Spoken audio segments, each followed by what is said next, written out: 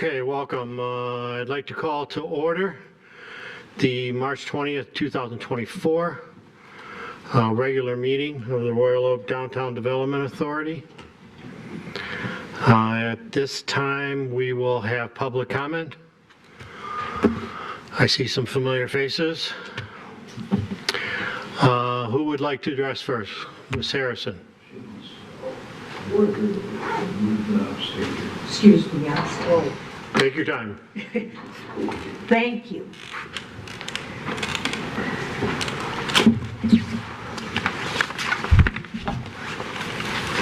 Let's see if I can. Okay, good afternoon. I'm Laura Harrison, Royal Oaker, retired downtown business owner. March 1983, I opened my retail business in downtown Royal Oak. By the way, 3 months after I did, Nor Leather opened. At that point, downtown contained the remainder of the effect of what I call the mall world. Most of the corporation retail had left to go to the malls. But it did leave independent businesses an opportunity. My first location in the Madrid hotel building, the rent was $6 a square foot. Slowly, the 80s downtown was reborn. The biggest aid to that was 696. They knew where Royal Oak was. And downtown became a popular go-to. Another aid to rebuilding small local downtowns was the formation of the DDA, a committee to help downtown businesses community thrive. In the 70s, the downtown business owners organized events, the business owners did it, to bring more customers. Among the events were parades, including St. Patrick's, 4th of July, Christmas, etc. Someday I'll tell you what happened one Christmas when the deer got away from Santa. Real deer. Also, Spooktacular, Flower Sale, Taste of Royal Oak, Shop Small, Pride Walk, and an Art Walk. Other attractions that are gone now were sidewalk sales and the largest garage sale, which was in one of the parking structures. The DDA has always supportive of what we did, and they've supported us finally, $200 or $300 each event. Seeing that my former business in the Harrisons owned downtown buildings and are contributors to the DDA, I'm going to ask some questions. One, why does the city continue to request the DDA to pay off their debts? What is the benefit to the DDA? DDA has already covered the courthouse and the Lafayette parking structure. Can I go on? I'll give you another minute. Okay. There is a lot of repair work to be done downtown. The electrical system has been a bummer since 1990. Second question, when the idea of 5th Street project came up several years ago for summer use only, I had no trouble agreeing. Why in the name of blue blazes are we looking at spending close to $2 million to create another park downtown? We don't need it. This new plan may be pretty and nice for one business, but again, how will it benefit the businesses surrounding it? 5th Street is not an island. Finally, Downtown in Royal Oak is a small, homey kind of downtown. All of you have read in Facebook and Nextdoor to see the comments about downtown. Bigger is not always better. Thank you very much, Ms. Harrison. Who would like to go next? Mr. Harrison.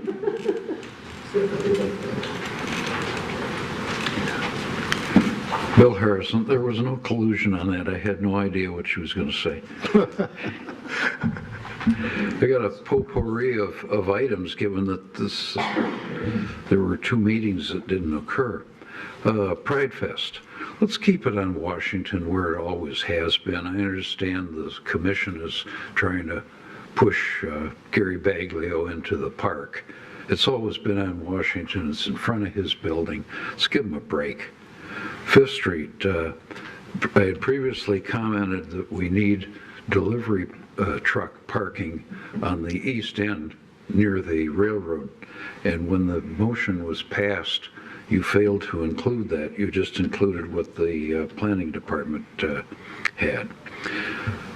The Ford Clinic's parking structure, I attended both budget sessions, and at the second one, I recommended that they eliminate the 2-hour free parking for that structure only, not throughout the city.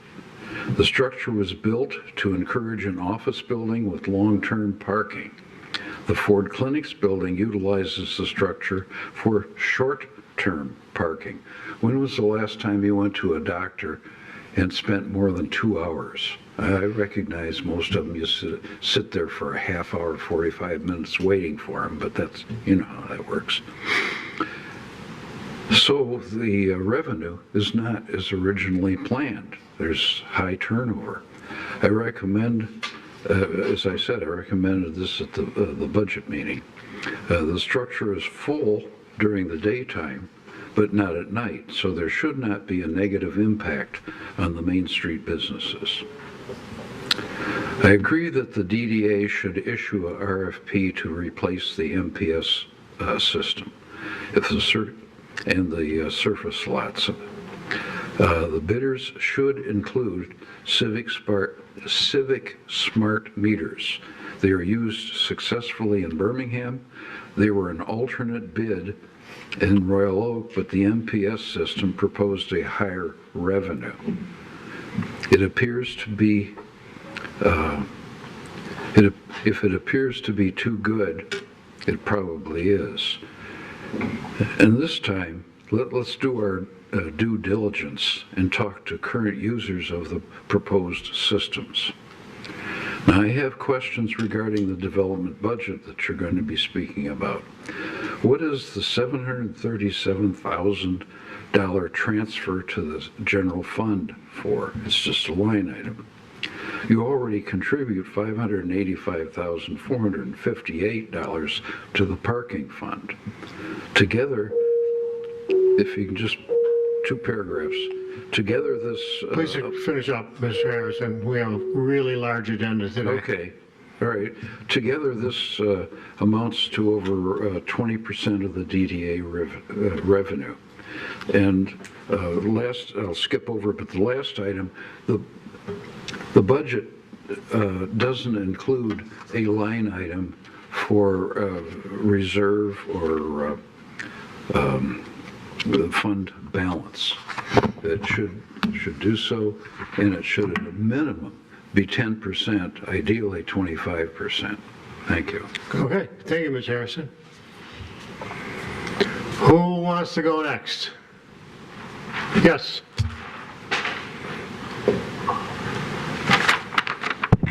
Hi, I'm Mark Ryan, 309 South Troy Street. I'm talking about my commercial building that I have here. There's one little section of block between 3rd Street and 4th Street. And I'm trying to get something moving on the sidewalk improvement program for that, in front of that building. It's one block. We've danced all the way around that whole area, fixing 4th Street, Troy Street north of us. South, it looks like it's a little bit south with the new improvements down there. I just would like to get an answer, something on a plan for coming up with this one block to take care of the sidewalk improvement. So we look as nice as it is across the street in the office building there at Mark Ridley's and the office building.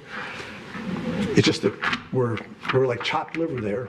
And it's been going on for years. I keep coming up here just saying, can we just look at it, address it? And I know I just like to get on the agenda somewhere and find out what can we do to improve that block. It looks nice all the way around everywhere else. That one block, we're just sitting there, nothing's happening with it.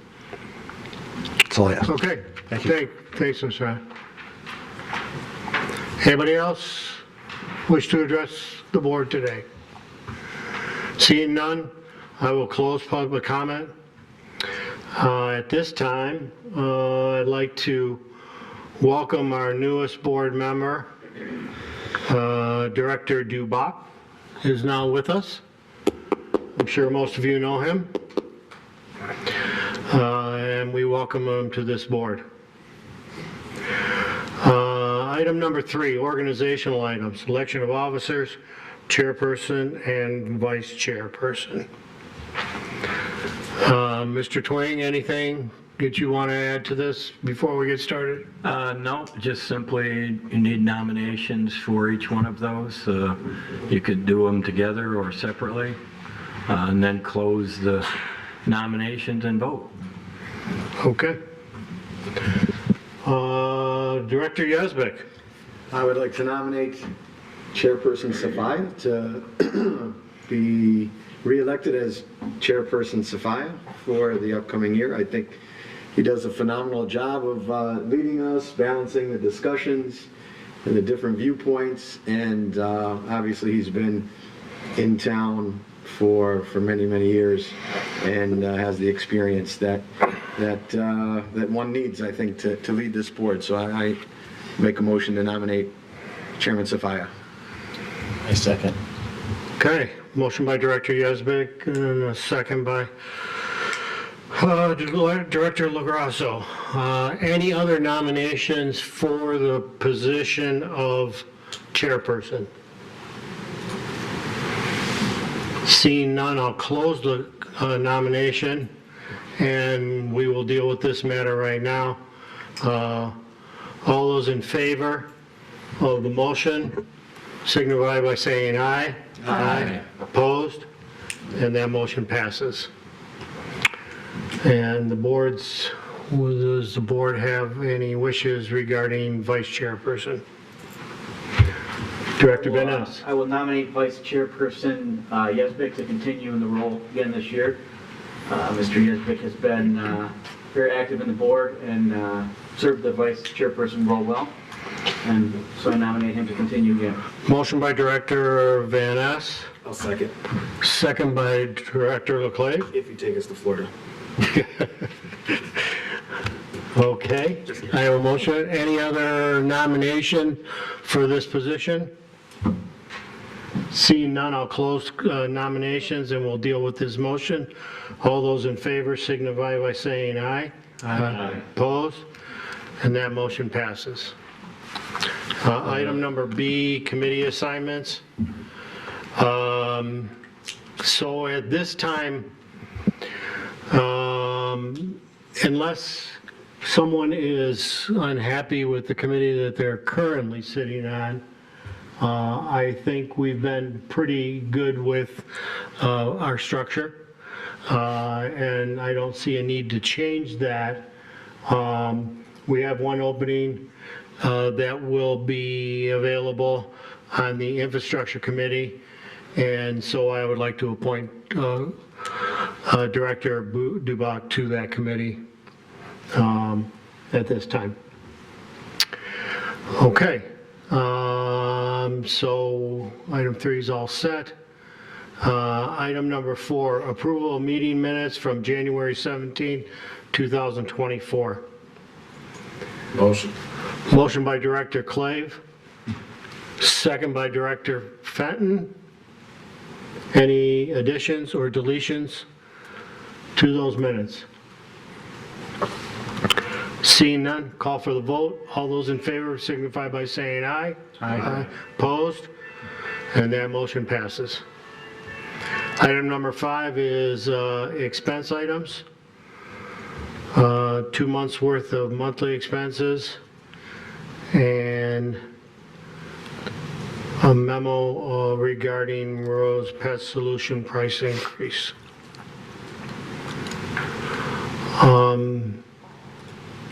Currently, these are just for informational purposes only. Any questions for staff regarding any one of these 3 items, expense items?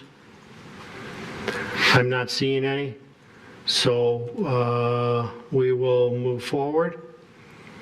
Item number 6, Director Dunstan. Oh, yes. I'd like to recuse myself for this item. Okay.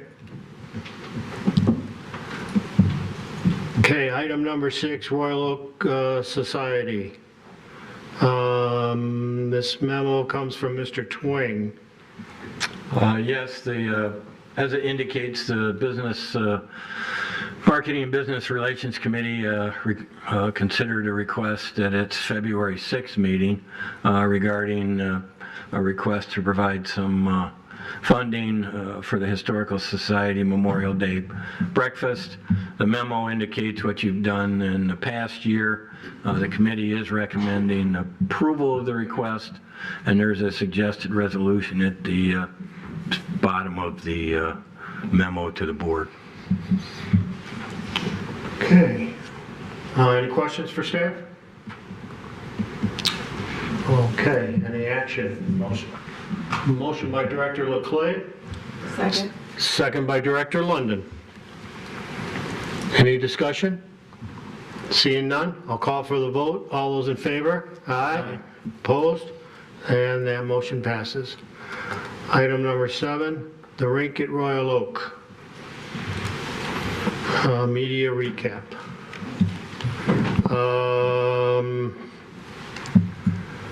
Are we getting a presentation from Mr. Witz?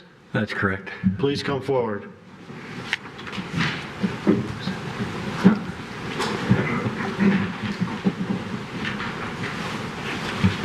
Good afternoon, members of the DDA board.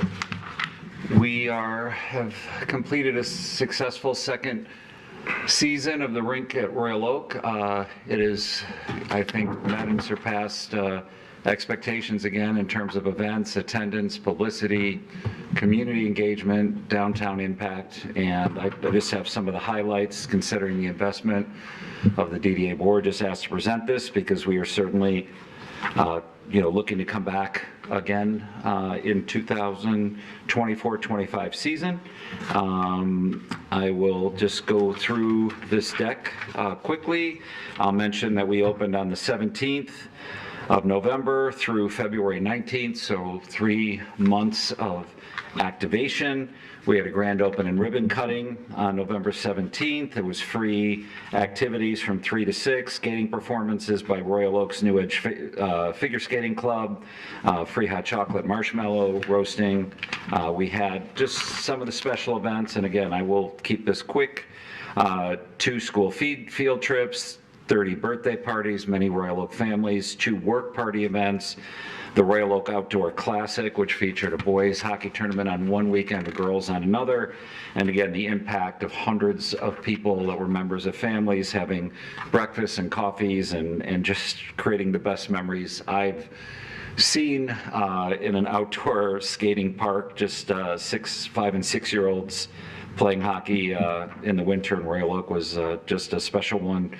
It could be said it was outdone by our bottomless toy chest toy drive, which happened December 8th and 10th, where we raised 1,500 toys. Companies like M3 Investments assisted, Henry Ford Health assisted, and other local companies had employees do internal food drives. Cornerstone Community Financial, which has a branch on Woodward in Royal Oak. It got media coverage on 2 different mornings, multiple stories about the city, the rink, and goodwill. And of course, the most important part is that cancer patients across Michigan were graced with with toys and holidays, and those toys extend for birthdays. It's a Christmas-based drive, holiday-based drive, but it makes impact all year. We also did a food drive. Sabio, who's a new business in Royal Oak, partnered with Forgotten Harvest. Again, media coverage there. Lots of impact. It was tied into an M3 investment school day, so kids brought and families brought cans of food in exchange for free skating and skate rentals. A wonderful collaboration. Hundreds of people attended. Several thousand pounds of food collected from that. And then again, there's pictures of the Outdoor Classic, which again, the dates are there. Tournament for boys under the age of 8, same with the girls on the next slide. Girls came out strong, and some of the promos we had, I'll go through it. We had free skates days for Royal Oak residents, so we brought value of the rink to the community on Wednesdays. Baker College students, Baker's a new member, got to skate for free on Mondays before the holidays. I'll make a quick mention from an efficiency purpose. We learned to close the rink on Mondays after the holidays, which created a budget savings and efficiency for improvement. Again, free skate rental Mondays before the first of the year. Bring a drink to the rink to promote the social district. Many families enjoy cocktails while watching their kids skate. Royal Oak School Skate Days. I'm going to just recognize Michael Pessendorfer from M3 Investments. In addition to being a lead sponsor, which I'm going to touch on later, M3 Investments sponsored 5 school nights. And I just want to recognize Michael in the back. He's also the president of the Royal Oak Chamber. He is an example of a fairly small business stepping up in big ways. Not only was the sponsorship significant of the rink, but the school days brought another value to Royal Oak students, where hundreds of kids came out for the majority of these days, and he covered the cost, and just his passion for the project is pretty significant. And again, it added value to the rink project financially, as the rink budget didn't need to cover a free event for residents, and he made it into school incentives, and it just was great. Work with Mary Beth Fitzpatrick on that. We had Skate with Santa nights on one weekend. Pictures with Santa were offered, and then I want to especially recognize Pride on Ice, where we had over 100 participants. The same morning, we had a boys hockey tournament. In the afternoon, evening, we had a Pride on Ice event. And I will just take the moment to say, when you do a project like this, creating as many community gains, activation, bringing folks together, recognizing members of the community, and just celebrating this in many different ways, it's something I take myself a lot of pride in, and it was just pretty monumental. All the activities that we brought in, which just doesn't cover families enjoying themselves on a regular afternoon. The skate performances, we hosted numerous skate performances from Royal Oak's New Edge Figure Skating Club and the Detroit Skating Club. They captured media attention. They wowed young kids who were learning to skate for the first time to set up their own dreams. From a media coverage perspective, we came up, I think, pretty strong. Especially, you'll see the coverage and overall coverage in a second. This is money that we invested, actually covered by a sponsor. $54,000 in media promotions, 511 mentions that mention the city of Royal Oak. Just again, to extend the value of this investment that you made. 1.93 million impressions from iHeartRadio alone. Odyssey also came through, 230 promotional announcements, value of $67,750. The Beasley Group, 105.1, 94.7 CSX, 101, a little bit less, 14,800, but there's listings of all of these. And we leverage sponsorship dollars. This advertising was created without any budget spent. On the media coverage, this is editorial coverage. This is media that we earned. 117 mentions and stories. audience of 8,518,000, total media value of $2.4 million. And this is Sisson. This is done by a professional evaluation company. So the charts of that on social media, again, not significant, but still not small either. 18,000 Facebook visits, 2,000 Instagram visits, and I'm not sure how to analyze the Rink at Royal Oak audience, but I will send an email on that. I will talk about likes and follows. You can see those. Analytics on the reach, Facebook reach, 462 million, Instagram 20,000. And you know what this doesn't include? This doesn't include the families that took pictures and put it on their own stuff that we can't track, which are insanely greater than this. So I'm wrapping up. I'll get it to the financials. Just some summaries, and the revenues increased by 3.7% over initial budget projection, and the leader on that was sponsorship. So, Michael, I'm sorry, I'm going to give you one more plug. A small local business was the top sponsor outside the DDA, and we had pledged in our contract to raise $1.25 million in sponsorship, and we exceeded that by 15-20%. I mentioned that in there. Even with poor weather, which we had in January, I mentioned the school skate days help with that revenue. And that revenue loss with some tough January weather was only $7,000 off our budget. Private revenue was up slightly, concessions were down, very nominal. On the expense side, that gets to some of the improvements.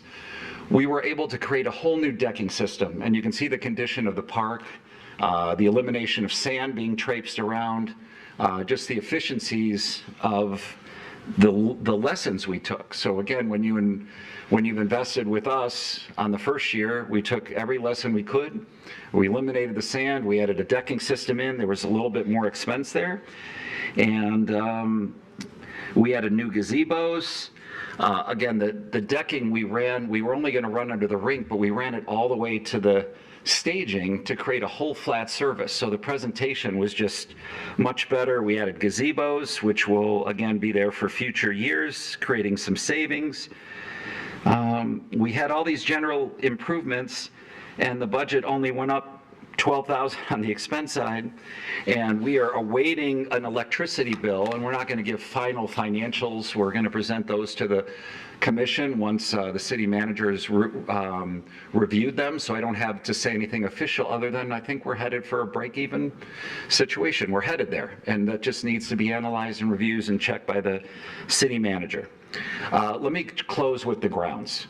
There were concerns about the grounds this year, and now I'm getting phone calls about how great the grass looks. And I want to tell you that we're nowhere near done with the grass improvements. There's going to be slit seeding, rolling of the grass, some sod replacement, and those are all going to happen when the ground temperature hits 60 degrees. So as good as it looks now, it's going to be much, much better. And the cost of that we traded with an Arts Beats and Eats sponsorship with Worry Free, so there's no cost to the budget for delivering. So we're leveraging event to support event.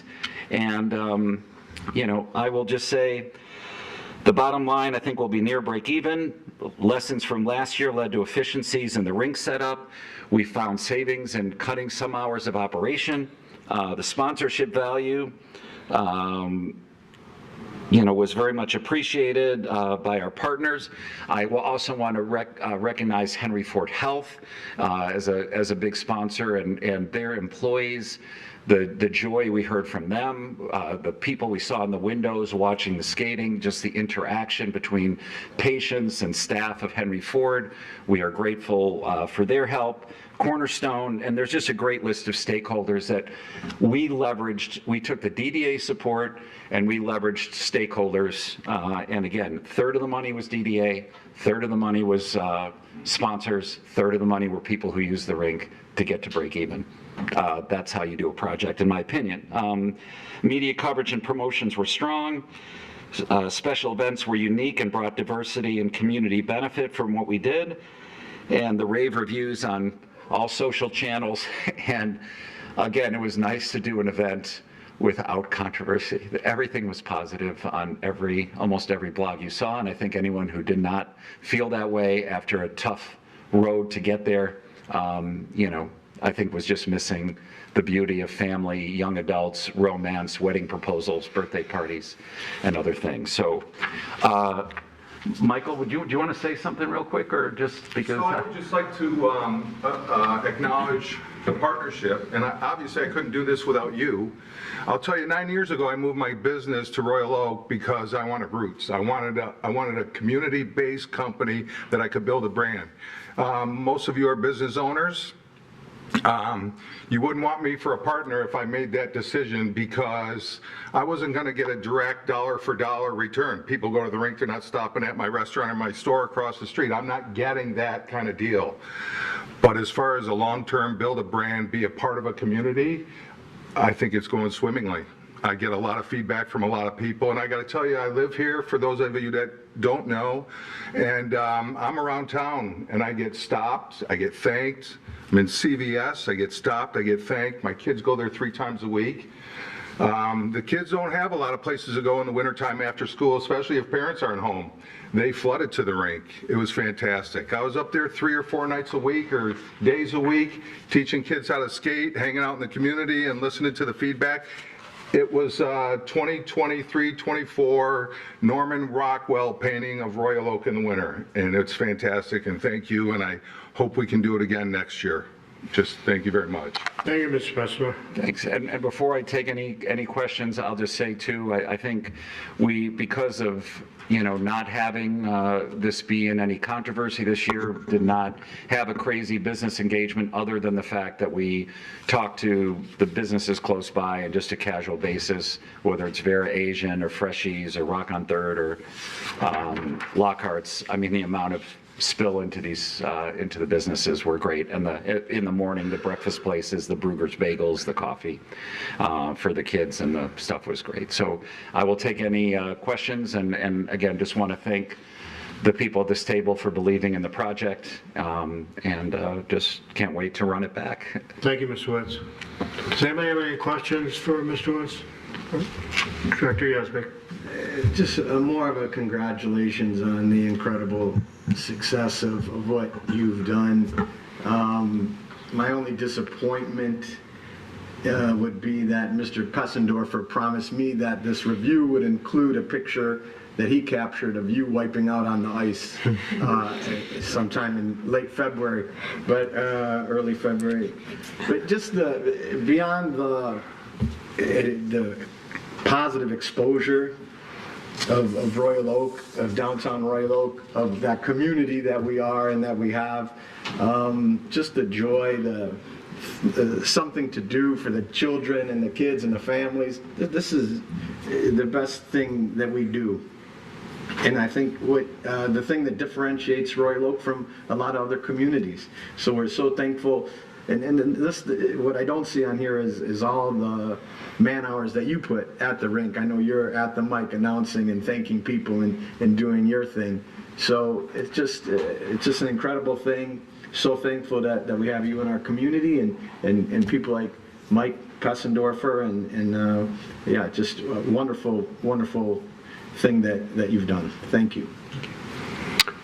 Director Glass. Yeah, I agree with all that. Henry Ford gets a front row view of watching, the community use the rink. We see 500-600 patients a day that come through our medical center, and watching the kids rush to the window and wanting to go out after their vaccination, and they have their little Band-Aid on their arm, but they want to go out to the rink and skate. It's just really fun. We see patients come back. So we see them back in the building. Oh, you're here so soon. No, we're just here to skate today. So we pull people from, the medical center pulls people in from the Metro Detroit area. People are coming back to use the rink.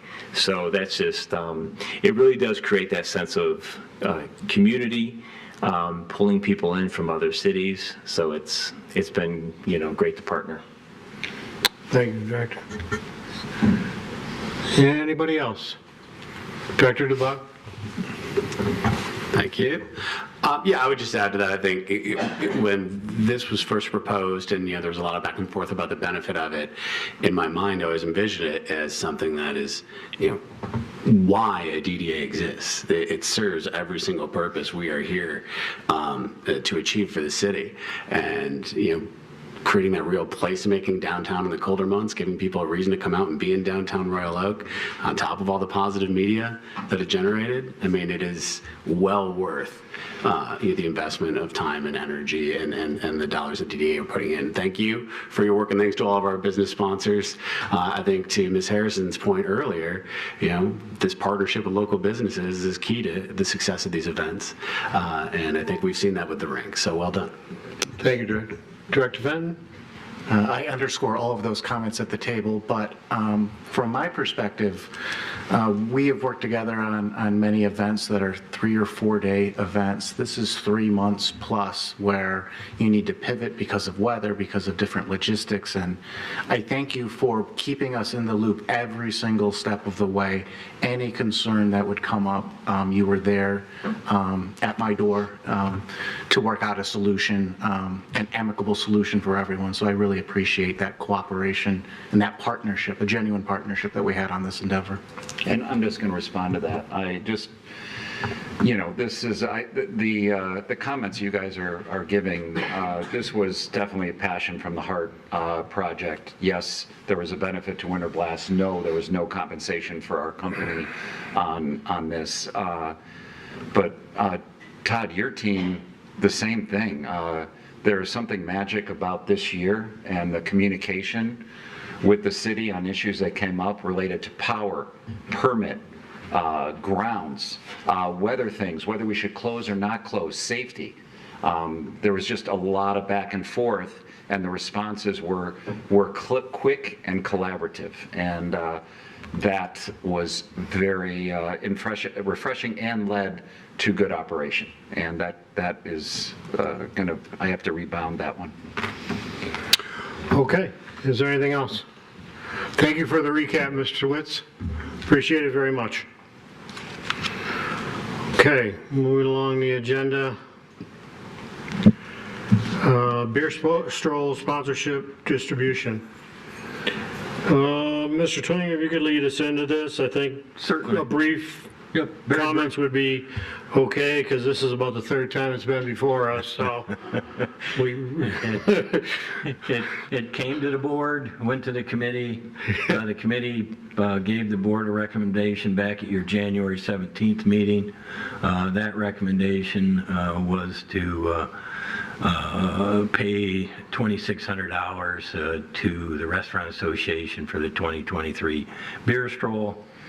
At the January 17th meeting, the board referred it back to the committee for further discussion on not only the request for disbursement under the beer stroll portion of the event sponsorship agreement, but also the sponsorship agreement in itself.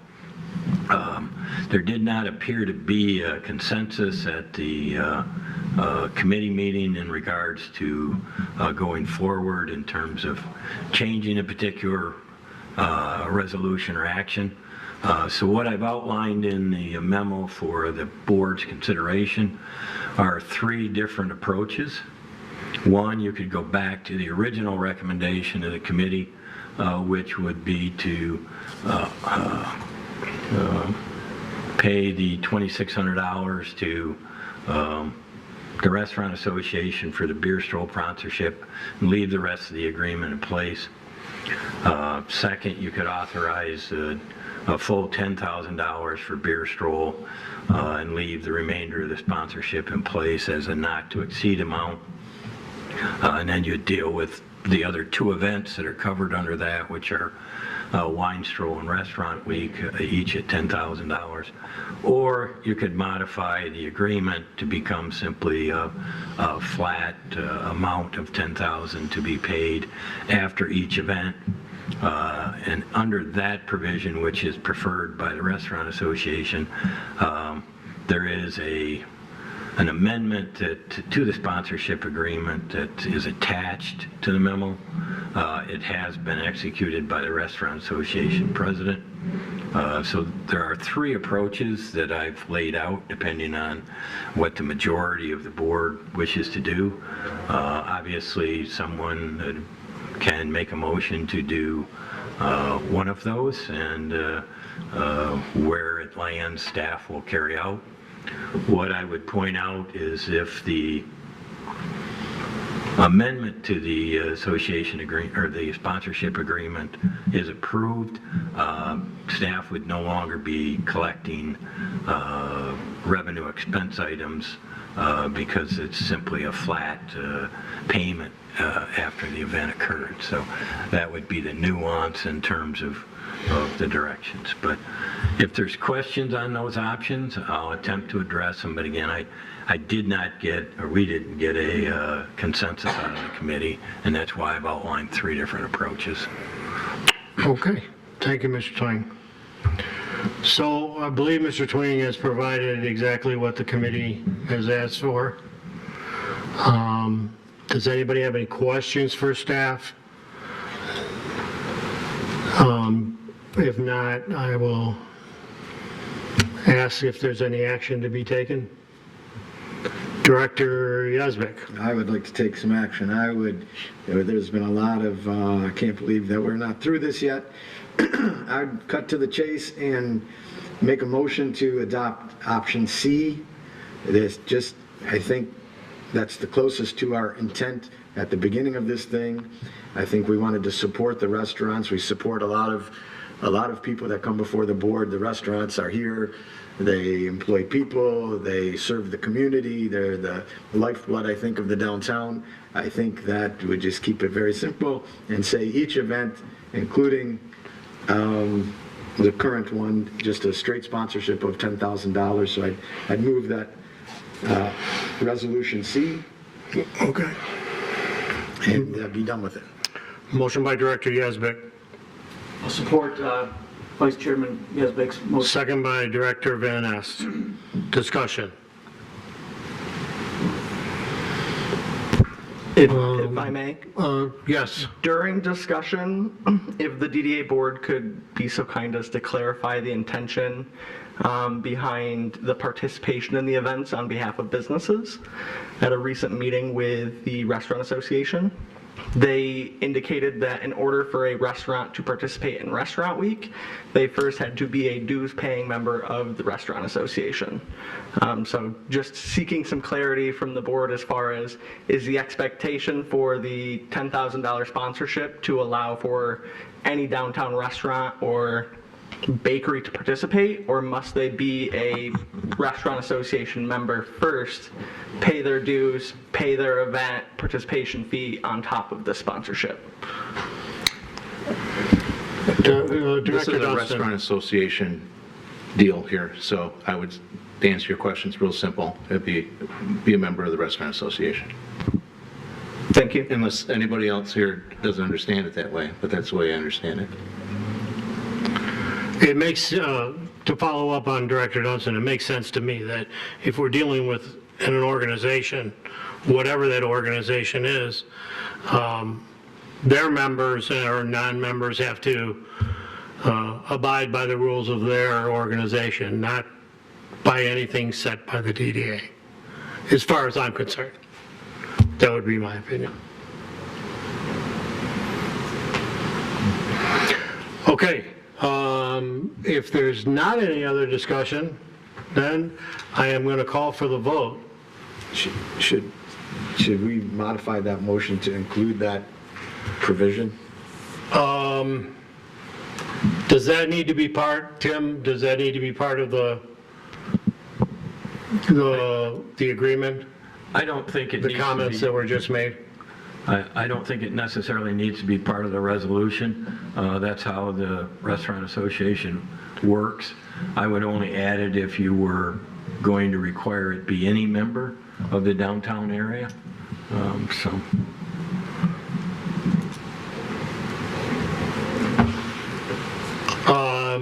I mean, in my opinion is we just leave it as it is, and it's their bylaws, their Director Dunstan. It's very clear.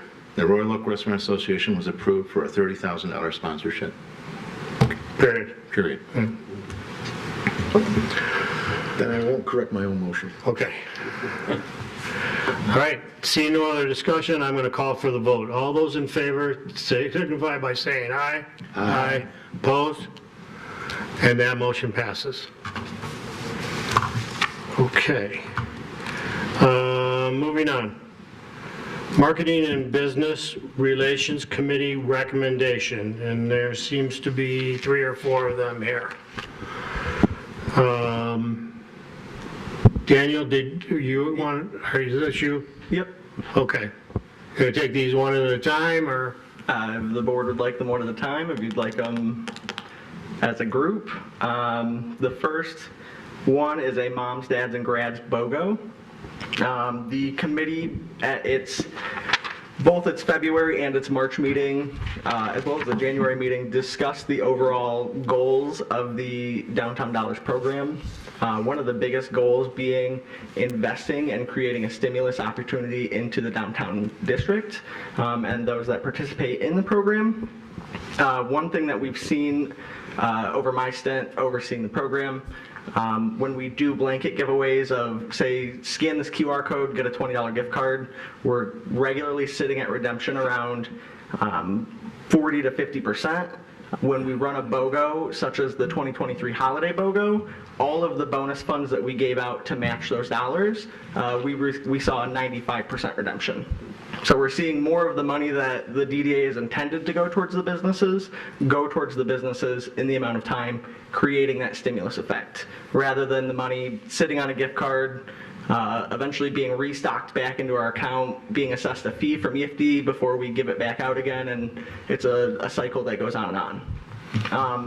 After that discussion, and this leads into the next item as well, but the intent is to reprogram the remaining funds. Royal Oak Live 2024 had $105,000. Last year when we administered the program, I believe we gave out 200 total gift cards for maybe $1,000. So the intent here is to basically just reprogram that one event. The remaining $50,000 that is excess from money being rolled back in from some of these programs we've done, such as the Holiday BOGO, and essentially focus this second BOGO towards time of year where folks are buying gifts for Mother's Day, Father's Day, and of course graduation season. The committee crafted this and unanimously recommended this program for approval. A resolution is prepared. Okay. I'm going to stop you there because I think we need to deal with these items first before we move on to item number C. Definitely. Okay. So I think I'm seeing 2 or 3 resolutions here, all with recommendations from the committee for approval. One being the moms and dads, and one being the distribution of the downtown dollars.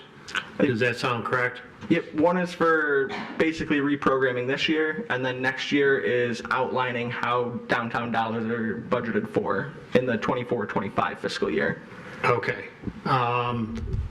Maybe we should take these one at a time? Absolutely. Okay, so on item A, there's a suggested resolution for the Moms and Dads and Grads BOGO program. Any action from the board? I'll make a motion. Motion by Director Keith. Second. Second by Director Leclerc. Discussion? Seeing none, I'll call for the vote. All those in favor? Aye. Opposed? And that motion passes. Okay, item B, the downtown dollars, and there is a suggested resolution also here, and a recommendation from the board. Any action? Motion to approve.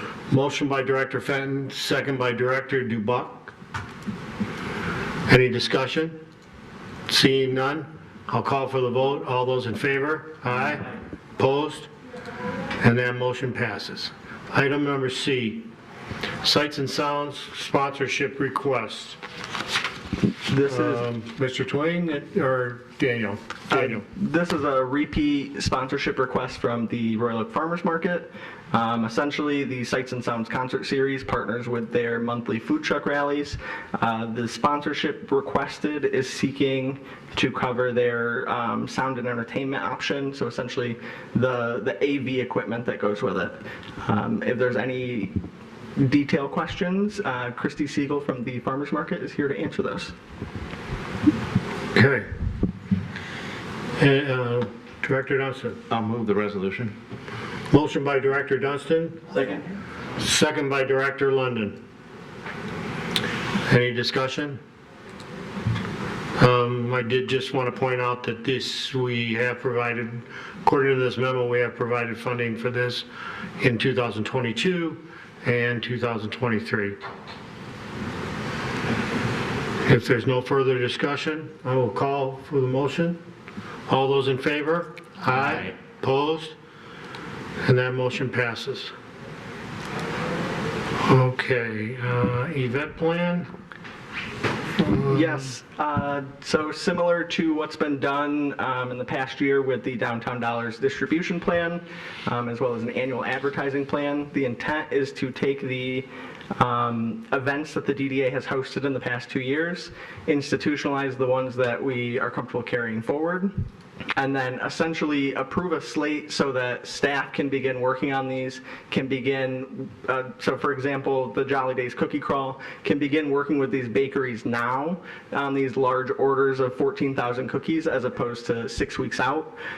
This falls more in line with some of these sponsorship requests you see from outside entities, where these folks are getting 8 to 12 months to plan these events. The intent is just to make it so that it is one fluid process. The event is there, we start working on the SEPs. Once approved, then we start marketing the event so that we have more time to market, plan, and execute.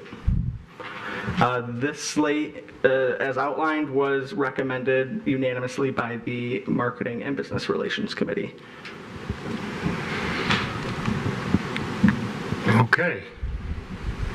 Questions for Dan? Go ahead. Well, I'm going to make a motion, but I'm going to do it a little different. I'm going to say, I'd like to make a motion that we approve $115,850 for these 7 events. And that gives Daniel a little bit of leeway should one event run under, one event run under, or over, and whatnot. So rather than calling out each event, I'd like to make a motion, $115,850 to cover the 7 events on this document. Motion by Director Dunstan. Second. Second by Director Leclerc. Director Yasbeck.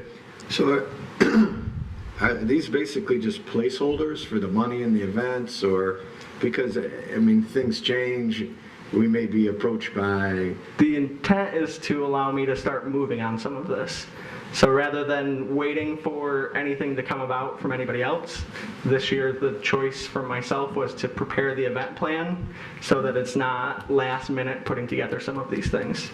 I only went forward with the events that we've received great feedback on, that the board and the committee have expressed successful, those being Social District Saturday, our most recent art contest being duplicated into a fall program as well, and then of course the return of Shop Royal, some low impact holiday items such as carriages and Santa Claus, and then of course Small Business Saturday coming back, that's a staple, and then the final one being the Jolly Days Cookie Crawl. The DDA hosted that last year, focused more towards recruiting young families to the area for retailers as opposed to prior, I won't name the event programmer who used to do it for several years, but a lot of the feedback we got was that the prior promoter was more about making a profit off of it, and last year's feedback felt more like we cared more about inviting families downtown to participate, to learn new stores, and to get into the community. And I'm sure that most of these are going to happen in one form or another, but just for an example, and specifically that I saw an email recently that there's a Christmas concept or holiday concept that's going to be presented to the DDA shortly, so I don't know how that would impact or not impact some of these things, but we have to have some flexibility. And I guess I would also need to know what those event plans were. From an outside looking in, I don't see why we can't have multiple programs complementing each other. and creating some low impact installation like carriage ride, Santa Claus, Goodwill sort of items, cookie crawl towards families, and then also partnering with our outside folks, partnering with farmers market, partnering with all those other folks that like to come in and do events. That way we're not necessarily cannibalizing each other, but more so we're building upon each other and creating a whole dynamic holiday experience. Yeah, just as long as it's clear that we have some flexibility to address or consider other things that. Yeah, I mean, if I can. Yeah, go ahead, Dr. Dunstan. As these events and this possible holiday event evolves, and we'll evolve with it, but I think for now, just for you to be able to plan a little bit, I understand, especially in the case of the carriage, that there comes a point in the year where you're not going to find a carriage. We're currently in conversations with the carriage company from last year, and in order for us to follow through with this plan, we'd need to lock that in the next couple weeks, or we stand to lose about half of those dates, which is part of the issue we ran into last year. Can't let one event company hold us hostage in going forward with our Christmas plans. Director DeBuck. Yeah, it seems clear to me that this is just giving you the leverage you need now to plan some things we know we're going to do one way or another, but doesn't preclude us from considering how those might evolve or be incorporated into other opportunities that might arise. I don't think this is pigeonholing us at all. I guess just the question for clarity for my sake on the flexibility aspect of if I begin pricing and making deals with bakeries for cookies now and locking them in so that they're here on time, is another event company going to come in and I have to go back to these bakeries to say, oh, never mind, we don't want your business? That's my concern. I don't want to burn any bridges with any partners that I start lining up now for a different event to come in and basically you to cancel this event. If I may. Go, yes. My read on that would just be that if we've got contracts in place and those contracts would hold and have to be incorporated seamlessly into, again, any other opportunities that might arise. Absolutely. Okay. Anything else regarding this? I do have a motion on the table and a second. If there's nothing else, I'll call for the vote. All those in favor? Aye. Opposed? And that motion passes. Okay, item number 10, 2024-25 budgets. Item 8, operating fund. Mr. Twing. Board members may recall, those of you that are new and don't, the operating fund budget is based on the DDA's tax levy in the downtown area within the entire district. It's approximately 1.6 mils levied on taxable value within the DDA district, and there are parts of the district that are not in the tax increment financing area. And then there's also a portion that's taxed on the base values. So in that fund, you're generating approximately $53,000 a year in property tax revenue. That's indicated on the spreadsheet on the second page of the memo. This budget is primarily used for, as it's indicated, operational items, office supplies, some wages, training, education, travel costs, and covering legal notices. So you'll see the estimated revenue at approximately $59,000, and the total appropriations for expenditures at a little over $54,387. There is a suggested resolution in the first page of the memo if the board is comfortable with the operating fund budget as presented for 2024-2025. Okay. Regarding the operating budget only, what's the wishes of the board?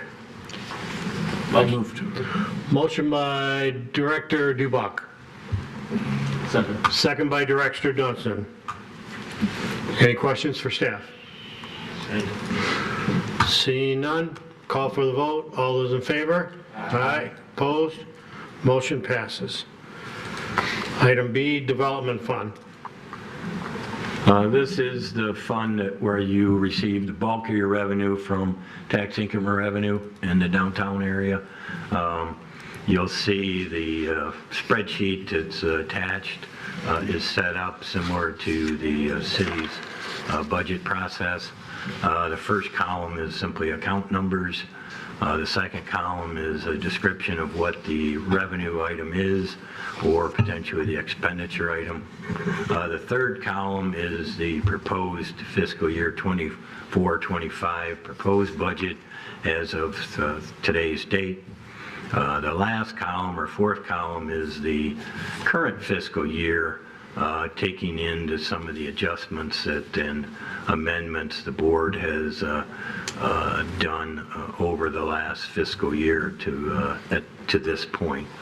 In terms of revenue, the property tax revenue estimate for next fiscal year is approximately $6.3 million. That is based upon information provided by the city assessor's office. I think some board members are aware there were a couple of properties that came off the tax roll or had reductions in the downtown area, so that's not as high as might have been anticipated. Interest is simply interest on the fund balance, and again, that's an estimate provided by the finance department. Miscellaneous revenue is $50,000. That is the Henry Ford contribution that goes to the Centennial Commons. It's basically a pass-through. It comes into the DDA, and the DDA pays that out to worry-free under the expense items to maintain Centennial Commons. The last revenue item indicated is a transfer from Arts, Beats, and Eats. That is estimated at $10,000, and that is the difference between parking revenue generated during Arts, Beats, and Eats and the expenses for city services and other costs that are first deducted from that parking revenue and the DDA's potential repayment of that. If there's any questions on the revenues, I'll try to address them at this point. But in terms of expenditures, what's made up of all of these items are numbers provided by the city's finance department in regards to wages and benefits. I've simply totaled them into one line item at this point, rather than breaking them all into various items to, number one, keep the spreadsheet a reasonable length. Other than that, the items, and I'll touch on some of them. Miscellaneous contracted services in the bold item is what I have provided to the finance department in OpenGov under that contract item. For the DDA's benefit, I've broken that out into each one of the individual items that is covered. The first one you'll see is listed as the downtown maintenance services, the current contract with Worry Free at a little over $496,000. The holiday lights that English Gardens puts up, there is not currently a contract with them. It expired at this season. The infrastructure committee has been meeting with them, and that's a number that they've stuck to at this point, but I anticipate at some point in the future you will see the actual contract with English Gardens. And I know Daniel, English Gardens, and I are going to do kind of a walkthrough, so the committee is still looking at the holiday lights that may be installed next season. The refuge enclosure pad at William Street is just south of the ROK on 3rd, and that's intended to have an enclosure built around for just that refuge, recycling bins, and a grease pad The next item is placemaking improvements for Fifth Street Plaza. We're not anticipating that that project will start in this fiscal year, given where we're at with the concept design. So I've simply held 1.5 million as an allocation. This next item is another 80,000 for potential other placemaking locations yet to be identified in discussions with the infrastructure committee and brought to the board. The next item under trees and tree grate replacement at 300,000. I think the infrastructure committee and the board is aware of all of the missing tree grates in the downtown, missing trees in the downtown. I think the delay that's been occurring there is trying to select the best course of action in terms of replacing tree grates with what sorts of material. You may recall there was a test project on the north side of 4th Street where we basically poured kind of more of a rubbery material that had some flexibility in it, and the committee and the board were not happy with it, so we're still studying options. Those items are still over there. There's, I believe, 4 different colors on the north side of 4th between Troy and Knowles. And again, so that's something that we need to get to in terms of dealing with those. Bench replacements. You may recall that the DDA has acquired 130 new trash receptacles. They've all been delivered. They're in the vacant lot on Lincoln. We're working with DPS to get them out and replace the ones that have been in downtown for some 20 years. So the trash receptacles will be, you'll see those start going out. They're the same ones that are in Centennial Commons. The benches will probably get to a concept replacement there as well. The next item under contracted services is road paving into downtown. Again, this is an item that DDA has approved previously in the current fiscal year. Part of that paving of the streets into downtown will occur starting in April, and some of those expenses will come out of the current fiscal year budget. You'll see that listed there. It's basically just been split in half, and then the remainder of those costs will probably come out of the next fiscal year budget because of just simply when they get paid. That's a big line item. I don't know if there's any questions there, if anybody has. The next couple, electrical, is simply you're paying for the power that's used in the downtown district. Design services are an allocation for the facade grant program and the mural grant program. The next line item is your promotions budget, and again, in terms of what's in the city's budget document, it's simply a total. And again, I've broken it out for the DDA's benefit as to where you have current contracts.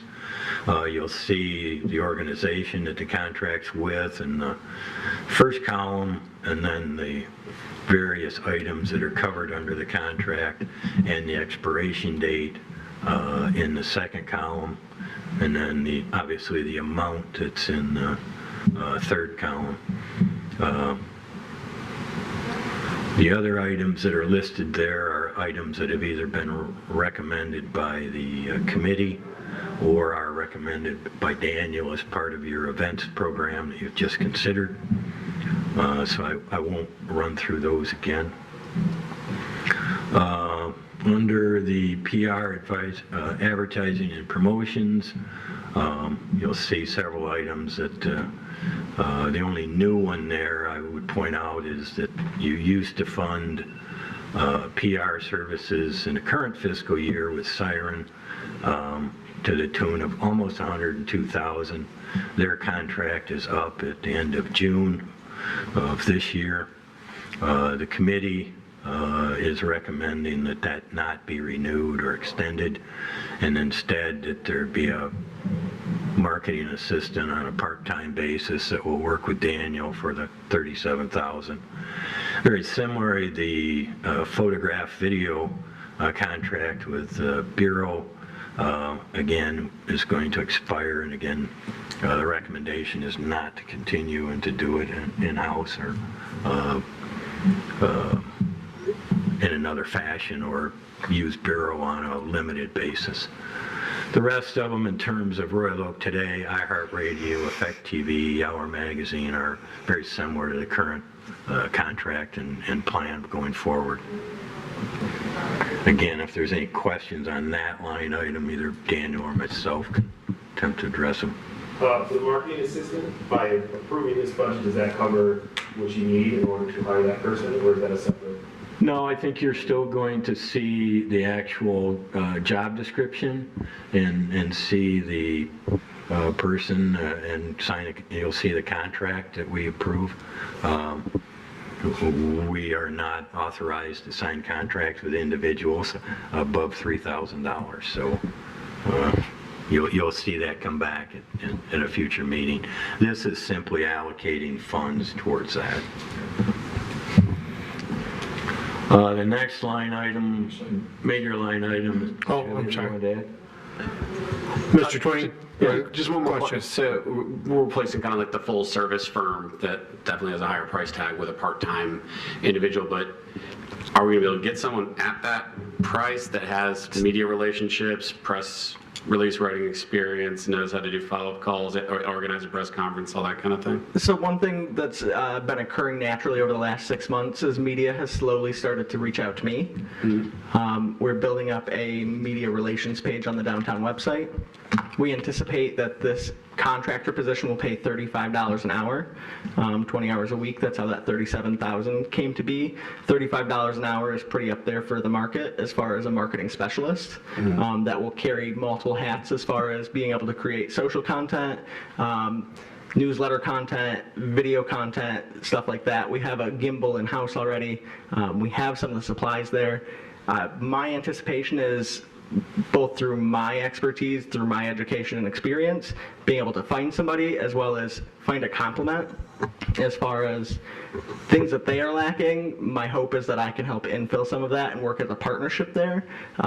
Rather than what we're seeing right now with our contractor relationship, is there's not as much directorial sort of, we can't necessarily say it needs to be written this exact way because they are a contracted service and they work within their own sort of hierarchy there. All right. The anticipation is to find somebody at that price. It was vetted, benchmarked against what other cities are paying their marketing specialists. Gotcha. All right, thanks. Just to continue on, the next major line item, I guess, is the business development line item. Under that total amount are some minimal costs for social district, in terms of expenses we occasionally have to cover there in terms of replacement of signs or other things, or providing stickers and things along that lines. And then the dollar amounts under downtown dollars that you just looked at as far as the program Daniel had outlined under previously. And then potentially some volunteer recruitment, workforce development, and business training. So those are all the items that tally up to the total that's indicated in bold. After that, again, there's some training and education items, some dues and memberships at Downtown Association, Main Street, and some others. The transfer to the general fund, the $737,000, is the debt service on the Centennial Commons Park. That's under the finance agreement the DDA has with the city. That's a flat mount that'll occur for, I don't remember how many years going forward, but it's that amount is the debt service payment on the Centennial Commons portion of the Civic Center project. The transfer to public safety at $540,000 is simply a dollar amount that the city or the DDA has been contributing towards public safety operations in the downtown. There used to be an agreement in place several years ago. When that expired, the DDA simply has been funding it on an annual basis. So it's really at your discretion and the city commission's discretion whether you continue to do so. The transfer to the auto parking system, the $585,000 again is your agreement to pay the debt service, portion of the debt service on the new 2nd Street parking deck. And again, that runs the length of the bond sale. The one large item I've left out in terms of red because there's still discussions ongoing is the city's request for funding towards the deficit elimination plan on the parking system. Members of the board have met. We have had, and you have received a request from the city's finance director. Until there's, I guess, a resolution to that, I've simply left it blank as a placeholder. The request, you may recall, from the city was for a total of $1.5 million. Some of that may have occurred out of this fiscal year and then going forward, but since you haven't reached an agreement on it, I haven't put any dollar amount in there.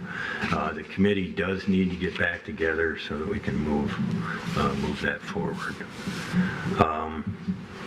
The bank service charges is a number I received from finance based on accounting and some other things that the city charges on behalf of the DDA. The last item, the miscellaneous expenditures, is your reimbursement agreement with the Hyatt Place Development on North Main. You may recall you have an agreement with them to reimburse TIF revenue to that project for a period of total of 10 years, capped at $3 million. Don't quote me, I think we're in the 4th year of that. So whichever is reached first, the 10-year mark or $3 million is where your reimbursement occurs. And again, what that is the DDA captures money off that project, and then you're reimbursing them 80% on an annual basis, and you're keeping 20 of it. I mean, if you want to see the agreement, I can, for those of you that don't recall it, but that's what that number's based on, and it's simply a collect pass-through. With that, you will see that, and again, I've given you a resolution to consider as part of today's meeting. I was kind of hoping to get this in front of you in February so that you had some time to look at it, consider it. If you had changes or requests to it, you could do so. I know there's a lot in here. But with that, there's a net revenue expenditure shortfall of about $770,000. There is a fund balance as of June 30th, 2023 of $2.947,000. You'll see that footnote at the bottom. So you do have sufficient fund balance to cover that. A couple of the items that I did leave out because I hadn't received a request yet or seen any information on where they were, you'll see blanks. This current year you had discussions of a holiday extravaganza and had allocated $110,000 towards the chamber doing that. I didn't include any funds for that in the proposed $24-25 or year I also didn't include anything in yet for the ice rink in Centennial Commons. Again, I did receive an email today that looks like the request will be the same as last year. So the committee will be seeing that going forward. And so you'll see some things that I've just left out because I haven't received any requests on what those numbers might be going into next fiscal year. So again, if you want to take some time, we can bring this back at next month's meeting and can run it through the committee structure and see if there's any adjustments or things you want to tweak, and then we can have a formal motion at next month's meeting. If you're comfortable with it today, you can also pass it today, and if amendments are needed, you can always amend it in the future. Okay. So the decision is whether we want this to go back to committee for further discussion, and then brought back to the full board next month, or if the board wishes, we can deal with it currently right now. Any discussion? I'm sorry, Director Keith. Yeah, I think it should go back to committee. I think we, you know, the one thing specifically, we heard so much good things about the ice rink and that not meeting the budget. I think that is a miss. I think it's a good thing to have in there, and I think there's a couple other ones that I think if we take it back through committee, then it will allow us that opportunity to make those comments, and then we can approve it as. Agreed. Director Dubuc. Yeah, I think my comments on the same lines. Certainly the ice rink, but I'm just curious how many of these other lines that are struck out are things we intend to do that I would prefer to have a full view of how much we intend to spend at the outset and not tack on amendments. There are a few that we don't know because we have been approached about a potential holiday event that we don't have any information on at this time. But I agree with you, yeah. There is some blanks that need to be filled in moving forward. So I like Director Keith's idea about sending it back to the committees and having a discussion there, and then we'll bring it back to the full board. Director Buck. And am I understanding right? So based on total expenditures of 7.2 million, if we were sitting on just shy of 3 million, that's a fund balance of about 39% of total expenditures? That's correct. That's pretty healthy. Yeah. All right, thanks. Director Dunstan. This is for Mr. Twain.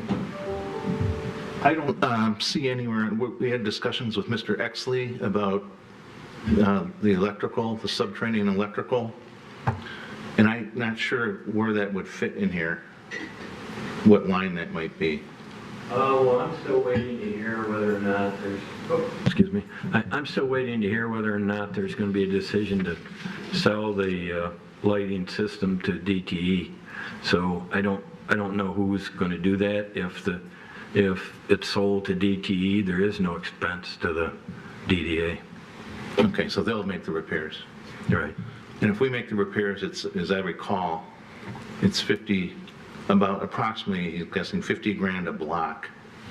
Right. 100 grand a block for both sides, as I recall. That sounds about right, but yeah, and we wouldn't be able to do it all at one time. Right. So, yeah, the infrastructure committee's been meeting with Mr. Exley about how to proceed with this. Okay. Director Keith. Yeah, just one other comment on, I know we had some elevator issues and things. I can't. Sorry. We had some discussions on some elevators and some things in the parking structures. I didn't know if that was something that we'd pick up here or where that stood. Well, we haven't got a follow-up request to do anything with it, so I've, again, left it out because I don't have anything to present to you. Okay. If I may. Director Fenn. The city is planning on covering the Center Street elevator costs through an appropriation we received through Representative Helena Scott's office. Okay. Anything else for Mr. Twain? Okay, no action is needed. My question is are both committees going to want to look at it at the meeting, or is just? I do know that infrastructure will, guess. Okay, that's fine. I just put it on both. Consumer marketing can look at the items in the budget that they feel necessary. Makes sense. Okay. We'll move on. Item number 11. Mr. Dunstan, you have some information for? Tennessee, I'd like to cover. Oh, I'm sorry, I missed that one, I'm sorry. The goals and objectives are, were presented to both committees. Neither committee had any suggested changes. If the board's comfortable with them, we'll resubmit them so that they can be included as part of the city's budget document. But I would like a resolution approving them if that's the case. This is a document that we've had in place for as long as I can remember. We have made minor changes to it over the years, but basically it has worked as our basis for what we do.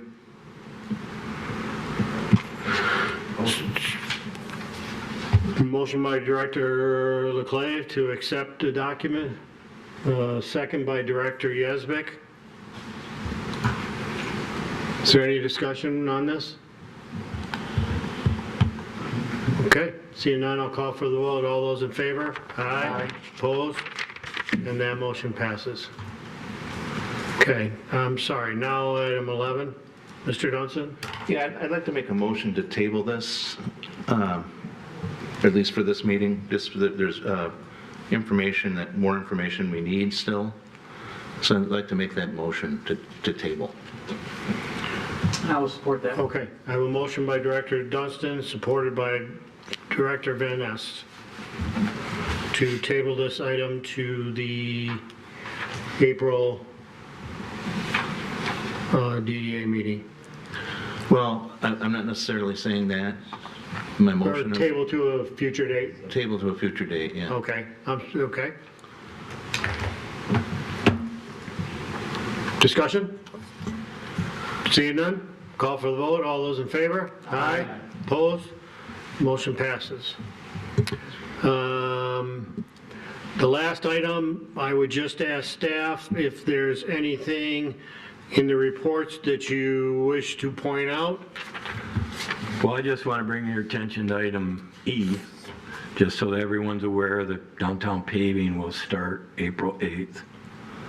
And so it's Lafayette, south of 11 Mile to 4th, and then there are several other streets, second from Main to the alley. I don't want to quote them all, I could go back and look them up, but if you go back. Are these the ones that we Yes. singled out? So that would be 6th and 7th Street? Right. Okay. I just want to bring that to your attention in case you start getting calls, because they will start closing portions of it.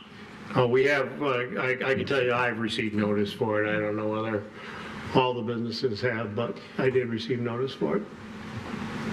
Is there a link to that staging on the current website? I'd have to look. I'll look tomorrow, and if I find it, I'll send it out. Okay. Engineering generally does a pretty good job of getting notices out, putting it on the city website. Okay. But I'll get you a link tomorrow. Thank you. Anything else, Mr. Twain? No, that's the only item I was going to point out. I don't know if Daniel's got something else. Nothing in the report section. I do want to note there were some board members that approached me via email about running a rideshare sort of program during the NFL draft. My response was the board would need to take action at the next meeting for me to get that set up in time. So this is the reminder of if you want that to happen, now would be the time. Don't we have a current rideshare program in place right now? We ran a rideshare credit last year during Eat Royal, but we don't have an ongoing discount code or promotion that we run. Director Dunstan. So are you looking for a recommendation to move ahead with it? I would need the board to make a motion and fund the endeavor. And, okay, that was my second part, and add dollars to it. And outline any parameters you want, whether it's You want to fund half of a ride from Detroit to Royal Oak? You want to fund $5 as a flat rate? The sky is the limit here. I just need to know dollars and basically what you want. Well, I'd like to see it one way here. But can you give us some history on what we spent before? Because I don't remember. Yeah, I know during my predecessor's time, there were rideshare campaigns run during the pandemic that were, mixed results fruitful. During Eat Royal, we ran the program. It was not overly utilized. I believe we outlaid $10,000 and we spent maybe $1,000 of it. However, one of the key differences is that we're about to roll out digital billboards in the Detroit and the Detroit Metropolitan Airport area. With that, we can, if the timing is right now, we can include this messaging as far as, get your first ride to downtown Royal Oak during these dates, use this code. And that would see an increased traffic. With those digital billboards, we'll also have mobile ads that are running over the top on folks' phone. So they open a browser in the area and out front kind of services in that area. It'll have a banner ad that says downtown Royal Oak, click here, and we can include that messaging there as well. All right, then I'll make a motion to go ahead and do this, and let me start out by making a motion that yes, we want you to pursue this, and if someone wants a second, then we can talk about, try to figure out how much money we want to put towards it. Okay, a motion by Director Dunstan, which has been seconded by And can I Director elaborate on Clay. that too, and Mr. DeBuck, with your second, is that this would be for rides inbounds? I would recommend that as well. Yes. Okay, just so we're clear on that. Okay, so we have a motion and a second on the table for Daniel to proceed with this program. If there's no further discussion on that, I'll call for that vote. All those in favor? Aye. Opposed? And that motion passes. And how are we handling funding on this? Well, can I ask another question, Dan? So when we did the incoming before, was it only from certain spots or is it from anywhere? During the COVID-19 ones, if I'm recalling my conversations with our sales rep and just, browsing some documents, I want to say that it was within a 20-mile radius, and it was up to a certain amount. So we covered half of your ride here up to, I want to say $5 back then. During Eat Royal, we took $10 off the top. Didn't matter where you came from. We said, $10 worth your ride, whether your ride's $3 to downtown Royal Oak, we pay the $3. Great, you got your free ride here. If your ride was $40, we paid $10 of that, you paid the rest. We also limited it to one per account, so I would recommend that as well, so we don't have folks that are, gaming the system. Director Dunstan. So I'll move that. I think what I'm picking up on... Inbound only, 20-mile radius, $10, one time on an account. Is that right? Is that everything? You just got to limit how much. Yeah, how much? And limit to it one time per account. No, like $5. Oh, I said $10. No, total. The overall budget. For the program. Well, so what did we spend? Did you have a bottom line on that? I don't, unfortunately. You had mentioned 10,000 before, maybe a not to exceed. I'll tell you what, look, can we do this? Can we, I'll make that motion with a $10,000 not to exceed. And, well. One, just to, make things more complicated. Thank you. So when we ran the Eat Royal promotions, we exclusively did this through Lyft.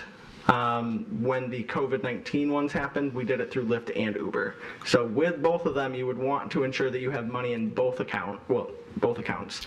It's a hypothetical dollar we tell them not to exceed, then they invoice us for it.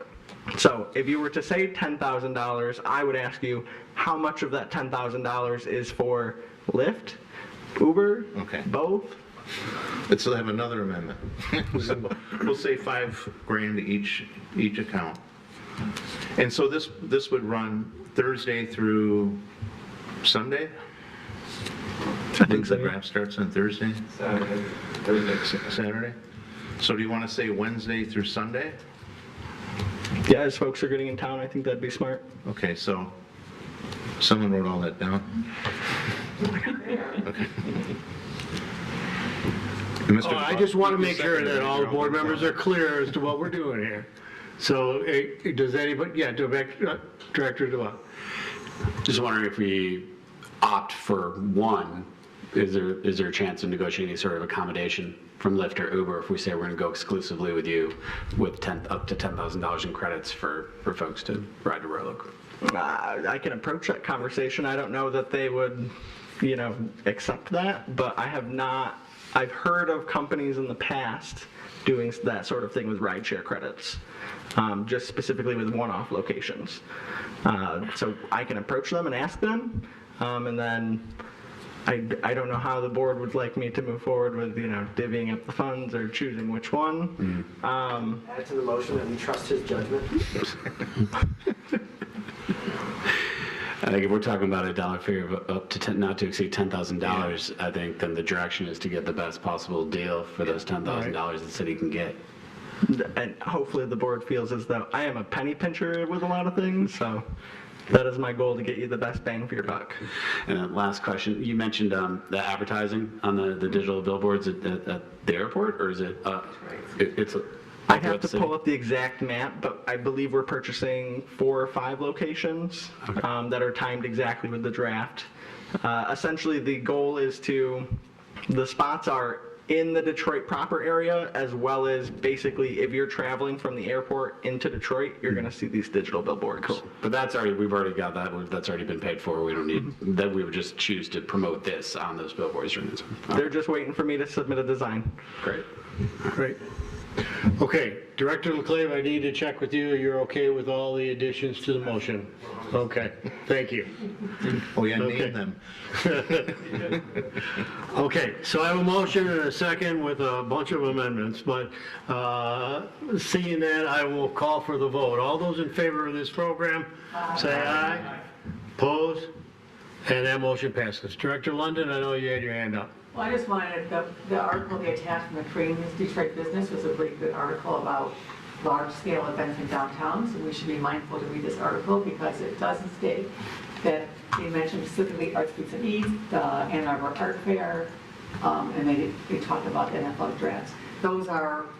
They bring people to that event, but not necessarily to the surrounding businesses, and not necessarily always the art fair day is the worst day for business and retailers in downtown Ann Arbor. So I caution you as you plan you probably think is a great Christmas event. If it's every single weekend, you're putting the final nail on every single retailer in downtown Royal Oak. I don't know what's being planned, but the rumor is it's every weekend, and it will kill them. The parking kills us. This will be the final plan. Okay, thank you, Director Long. Okay. Mr. Chairman, I have one other item. I was asked by DPS to ask the board. There are refuge containers, trash receptacles. They're called the Big Bellies. I don't know if you've seen them. I think there's 4 locations on Main. They ask us whether the DDA had any position on whether they were kept or gotten rid of. They're currently out there? They're currently out there. My understanding, the contract is up for renewal. It's being paid for out of the solid waste fund, so you're not contributing to the cost of them. What I was just asked from the DPS director whether you had any position on whether they should be maintained before he brought forth a recommendation to continue that contract. There's a recycle portion and a general trash portion. What I will say is his comment is recycling in the downtown doesn't really occur. They get contaminated all the time. So we really don't run one. But if you don't have a position, that's fine too. Anyways, I was asked to bring it up for it to you. Anybody have a strong opinion on this matter, or should we rely on DPW to handle it? I think you're only talking about four containers here, right? Yeah, there's if you've seen them, I don't have a picture of them, but they're side by side, they're square units, they have the remote kind of step thing on the bottom. There's a couple in the parking decks, but the one they're talking about are on Main and 3rd and Main and 4th. Yeah, there's one right in front of Starbucks, I know. So if you've got a position, you just ask if you did or you didn't. If you don't have one, that's fine. If you don't care if they're removed, that's fine. Okay, I'm Thanks. not hearing anything. I think we should leave it up to the Environmental Advisory Board, so. Okay. Is there anything else that anybody would like to bring to the board's attention at this time? Seeing none, I will entertain a motion. Motion. Motion by Director LeClave, second by Director Yazbek. This motion is to adjourn. Any discussion? Seeing none, call for the vote. All those in favor? Aye. Opposed? Motion passes, and we are adjourned.